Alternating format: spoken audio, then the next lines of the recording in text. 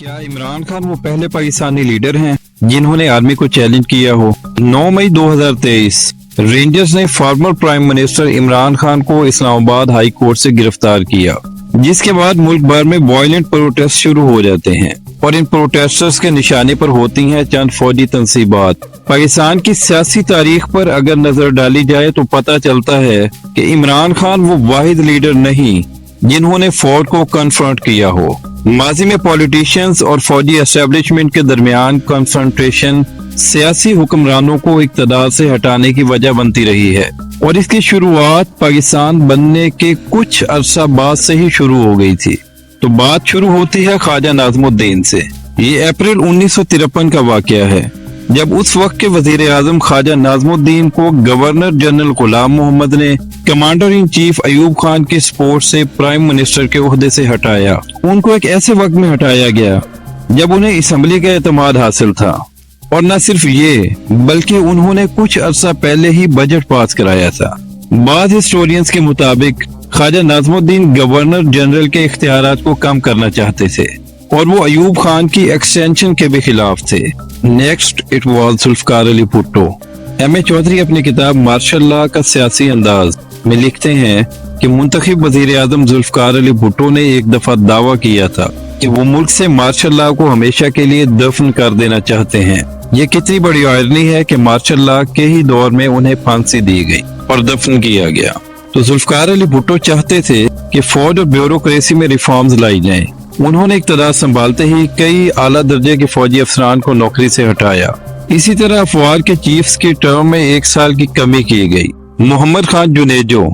General Ziaul हक ने 1985 में नॉन पार्टी बेसिस पर इलेक्शन कराए, जिसके बाद मोहम्मद खान जुनेजो वज़ीर आज़म इलेक्ट हुए। ताहिर कामरान अपनी किताब में लिखते हैं कि जनरल ज़ियाउल हक की जानिब से मोहम्मद खान जुनेजो को हटाए जाने की वजूहात में जेनीवा कन्वेंशन पे जनरल ज़ियाउल हक की मर्जी के खिलाफ दस्तखत करना और ओजड़ी कैंप वाक़े में फौज को ब्लेम करना शामिल है। बेनज़ीर भुट्टो 1988 में इलेक्शंस के बाद वजीर आज़म बनी, लेकिन वो अपनी टर्म पूरी न कर पाई। ताहिर कामरान अपनी किताब में सईद शफकत का हवाला देते हुए लिखते हैं कि सबसे ताकतवर इदारे के साथ बेनज़ीर भुट्टो के खराब ताल्लुकात की वजह ये थी कि बेनज़ीर भुट्टो ISI की सियासत में मदाखलत को चैलेंज करती थी, लेकिन शायद उनका निकाले जाने की सबसे अहम वजह 1990 में आर्मी के सिलेक्शन बोर्ड के मामलात में उनका असर अंदाज होना था। नवाज शरीफ। डिक्टेशन नहीं लूंगा से डॉन लीक्सक। नवाज शरीफ और एस्टेब्लिशमेंट के दरमियान कन्फ्रंटेशन 3 सीजन्स पर मबनी है।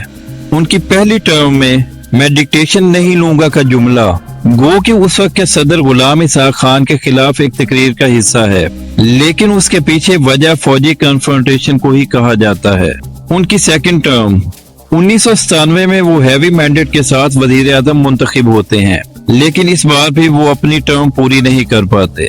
उन्होंने अक्टूबर 1998 में जनरल परवेज मुशर्रफ को आर्मी चीफ तैनात किया। नवाज शरीफ चाहते थे कि फौज कारगिल के जिम्मेदारों की शिनाख्त करे और उन्हें फारिग करे। यहाँ से नवाज शरीफ और फौज के दरमियान ताल्लुकात खराब होना शुरू होते हैं और हम सब वाकिफ हैं कि 12 अक्टूबर 1999 को क्या हुआ।